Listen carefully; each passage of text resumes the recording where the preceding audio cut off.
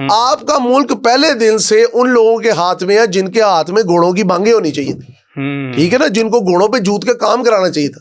पहले दिन से उन लोगों के हाथ में क्या किया, मैं फ्रॉम डे वन चलता हूँ। कायद आज़म डाइट, ओके, लियाकत अली खान है डाइट, ठीक है, उसके बाद आपके 3 बंगाल से प्राइम मिनिस्टर आए, टक टक टक करके आपने उतार दिए। नेहरू ने कहा इतनी तो मैं धोतियां नहीं बदलता जितना पाकिस्तान वज़ीर आज़म बदलता, ठीक है, ख्वाजा नाज़मुद्दीन आए, ठीक है, जोगिंदर नाथ, इतने लोग आए, एवरीवन इज फेल्ड, हुसैन सोर वर्दी है फेल्ड। आगे चलो, आगे आ जाओ, मिलिट्री लीडरशिप आ जाती है ये वाली, अयूब खान साहब आए, ठीक है, 10 साल चले, उसके बाद अब पीछे हो गए जनरल ज़िया साहब, वो भुट्टो साहब पहले डैडी डैडी कहते रहे, ठीक है, बाद में उन्होंने कहा यही ग्रेडी डैडी है, इसको उतारो, ठीक है, उसके बाद खुद आए वो याह्या खान साहब आए, वो तो पीपा टल्ली थे, ठीक है, वो दिन रात शराब शराब शराब शराब शराब और शबाब, शराब और शबाब, ये जनरल रानी क्या है, ये सारे कॉन्सेप्ट आप लोगों ने नहीं सुने, हम पागल हैं, पढ़ ले फॉल ऑफ ढाका, सबको पता लग जाएगा कितने को ये महापुरुष थे, ठीक है। जनरल याह्या खान हो गए, वो जो क्या लेते हैं जुल्फकार अली भुट्टो हो गए,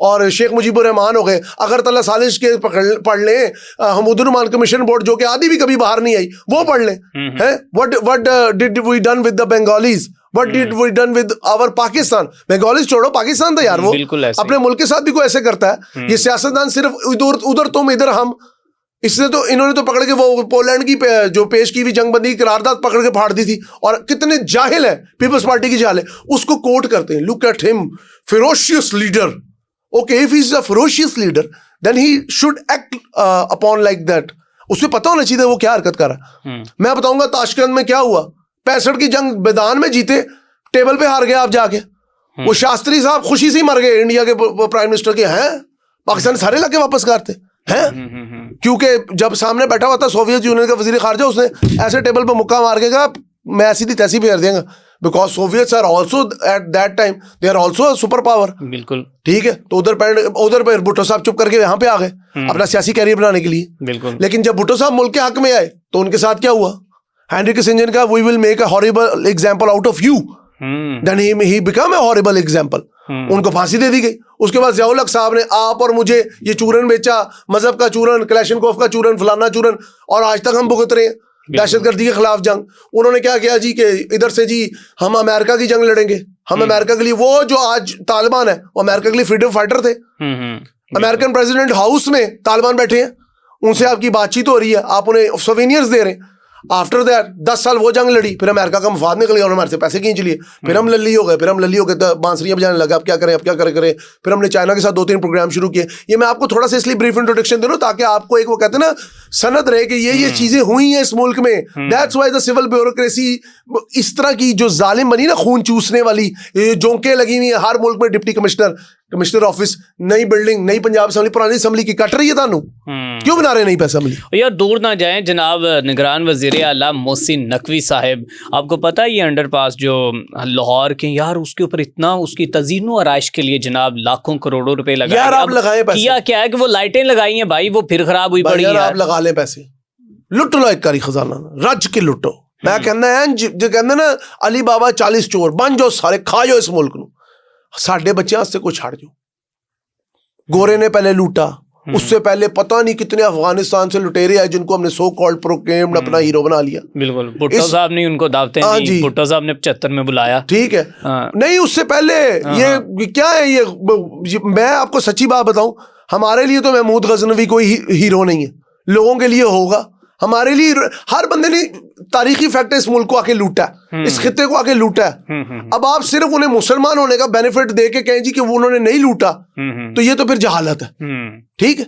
लेकिन सिर्फ मुगल एक वाहिद अंपायर थी जो इधर आके स्टेबल हुए, इधर के उन्होंने कल्चर को समझा, इधर के मिजाज को समझा, इधर की सोच को समझा, सूफीज़म को अपनाया, जो कि हमारा असल इस्लाम के साथ ताल्लुक बनाता है। सूफीज़म अमीर खुसरो हो गए, हज़रत दाता गंज बख्श हो गए, ये बात कहीं और जा रही है, लेकिन अब बात हम उस चैप्टर में रहते हैं। अच्छा, 80s का दौर आया, वो कभी हुकूमत गिर रही है, कभी चढ़ रही है, कभी इसहाक खान आ रहे हैं, कभी फारूक लगारी आ रहे हैं, कभी बेनज़ीर भुट्टो आ रही हैं, फिर बेनज़ीर भुट्टो के अपने दोनों भाई, उन्हीं के शौहर के नामदार ने कहा जी मैंने कत्ल कर दिया। फारूक लगारी का कभी बयान सुनिएगा, वो भी बड़ा तहलका खेज है कि आसिफ ज़रदारी साहब ने क्या गेम चली उस वक्त कि जी वो मर गया है, अजीब इस मुल्क की ना दास्तान है, घबराहट होती है पढ़ते हुए। पता नहीं उन्होंने कत्ल कराया, जरदारी साहब ने, किसने कराया कत्ल? अलबत्ता 2 बंदे कत्ल हो गए, फिर अल जुल्फकार नाम की तंजीम आई, उस पर दहशतगर्दी के मुकदमात हुए, उसे जी मोहम्मद कज़ाफी सपोर्ट कर रहा था, लिबिया से पैसा भेज रहा था, इस्लामिक सरबराही conference. There is a mess in this country from day 1 and still now it is a messy situation. आगे चले, 90s का दौर आ गया जी, पाकिस्तान एटमी कुव्वत बनेगा, ज़ियाउल हक साहब का तैयारा क्रैश हो गया, वो मर गए, ठीक है। अल्लाह ताला उन्हें गरीक़े रहमत करे, जो भी दुनिया से चले जाए उसके लिए दुआ करें, अल्लाह ताला से गरीक़े रहमत करे, चाहे वो अच्छा है बुरा है। लेकिन एक बार याद रखें, जिसने इस मुल्क के साथ बुरा किया उसके साथ कभी अच्छा नहीं हुआ। अगर आप पाकिस्तान की जितनी भी तारीख है इधर से उल्ट के देख लें, इधर से उल्ट के देख लें, आपको दोनों तरफ से अपने मुंह पे चपेट पड़ती, क्योंकि आपका कोई हाल नहीं है। बिल्कुल ऐसे ही है, ठीक है ना, ठीक है ना। तारीख की सबसे बड़ी हकीकत ये है कि वो आपकी जलालत आपको खुद पढ़वाती है कि पढ़ो अपने आप को जलील होने की कहानी, ठीक है ना। अपने ही हाथों से हमने अपनी सितम ज़रीफ़ी की दास्तान लिखी है, लेकिन हम ये भूल नहीं पा रहे कि हम बादशाह थे, हम ये थे, हमारा ये मिजाज था। आज भी कई लोग हैं जो आसमान से किलाबे में लाते हैं कि जी पाकिस्तान चांद पे पहुंच जाएगा, पाकिस्तान मरीख को फतह कर लेगा। ओ भाई, पाकिस्तान अपने मुल्क में रहते हुए अपनी एग्जिस्टेंस की जंग लड़ा। Let's be honest, let's be fair. Pakistan जिंदाबाद, पाक अफवाज पाइंदाबाद, लेकिन मुल्क के जो बाकी मामला तो उनको किसने देखना है? If you and me is not fair with our job, हम किस तरह बाहर वाले से फेयर हो सकते हैं? बिल्कुल ऐसे। हवाई बातें करना बंद कर दें जी, पाकिस्तान 2030 में बदल जाएगा, पाकिस्तान जिस तरह बातें सुनते थे जी 2025 में यहाँ पे होगा, हम तो वहीं के वहीं खड़े हैं जहां से हमने सफर स्टार्ट किया था। ठीक है, 2000 का वो दौर आ गया, मुशर्रफ साहब आ गए, ठीक है, कारगिल की जंग हुई, नवाज शरीफ साहब को तो बाद में नहीं लिया, फिर अपने फौजियों पे ही नहीं यकीन किया। इधर नवाज शरीफ साहब मुलाकातें कर रहे हैं जनाब, उधर जाकर उन्होंने जंग कर दी, ठीक है। हमने क्या किया इस मुल्क के साथ? लेकिन इस सब में कौन इन्वॉल्व था? ब्यूरोक्रेसी इन्वॉल्व थी, ऊपर की सारी लीडरशिप इन्वॉल्व थी। इन सब ने मिलके इस मुल्क का बेड़ा गर्क किया, और बाद में ये कहा जी जो कहता है हमने बेड़ा गर्क किया वो खुद गलत था। ये जी मेरी उम्र 32-33 साल है, मैंने आज तक गुज़िश्ता 20 साल में ये नहीं सुना कि पाकिस्तान अच्छे दौर से, नाजुक दौर से ही गुजर रहे हैं हम। वो नाजुक दौर पता नहीं हमारे आने वाली नस्ल क़यामत तक नाजुक दौर ही चलना। The reason is just one, हम अपने मुल्क से नहीं सके, सारे के सारे अपनी जात से सके। ये मुल्क सिर्फ बना था चंद अशराफिया को, चंद जागीरदारों को, चंद जजों को और चंद मफाद परस्त टोलों को सपोर्ट करने के लिए। आज वो जजेस अपने घरों में आरामदेह जिंदगी गुजारते हैं। मेरी अपनी फैमिली से कई लोग जज हैं, रिटायरमेंट के बाद भी बैठे हुए हैं।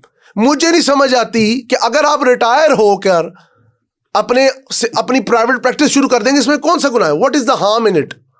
इसमें क्या खराबी है? लेकिन मराद बड़ी बड़ी मिलेंगी भाई। आपने सारा सिस्टम चोक किया हुआ। जब आप एक बंदे को एक्सटेंशन देते हैं या उसकी रिटायरमेंट के बाद भी उसे रख देते हैं किसी सीट पे, लेट्स सपोज एक जज रिटायर हुआ, उसको आपने फिर लगा दिया, फिर वो रिटायर हो, फिर लगा दिया, फिर वो रिटायर, मतलब मरते दम तक वो लगी जा रहा। मुझे एक बात बताएं, तो जो सिविल जज बेचारा पास होकर बैठा हुआ लाइन में, वो क्या करेगा? फिर हिजान, ये फ्रस्ट्रेशन, ये जो मेरे अल्फाज में आग और चिंगारी है, ये क्यों ना पैदा हो? क्यों खुदकुशियों का रेट बढ़ रहा? क्यों लोग अपने बीवियों को तलाकें दे रहे हैं? क्यों बीवियां माखामदों से खुला ले रही है? क्यों माशरे में हिजान की कैफियत है? क्यों सेक्सुअल फ्रस्ट्रेशन बढ़ रही है?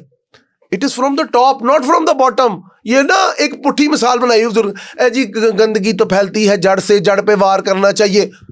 तो जड़ को परवान किसने चढ़ाया? इतना बड़ा दरख्त किसने बनाया? उस दरख्त पे आपने रोजाना के हिसाब से भर भर के लोगों को जलील करके लटकाया।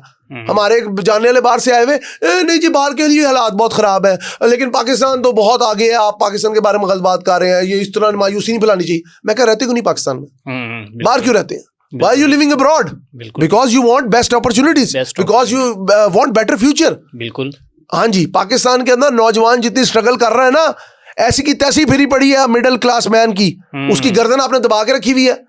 वो इंटरव्यू देने जाता है, उसको वहां पे हड़ल नजर आती है। वो जॉब सेक्टर में जाता है, वहां पे उसको एक अजीब किस्म का माहौल मिलता है। सरकारी की तो बात ही छोड़े ना, ताल्लुकात की बेस पे ही आप तरक्की करते हैं। ये सारे ब्यूरोक्रेट्स क्या है?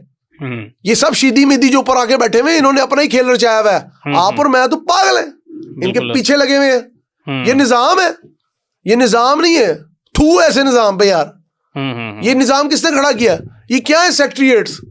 ये इतने बड़े बड़े आप बना देते हैं इदारे, अपनी मर्जी से गाड़ियां दी जा रहे हैं, अपनी मर्जी से इलेक्ट्रिक बाइकें बांटी जा रहे हैं, अपनी मर्जी से रिक्शे बांटी जा रहे हैं।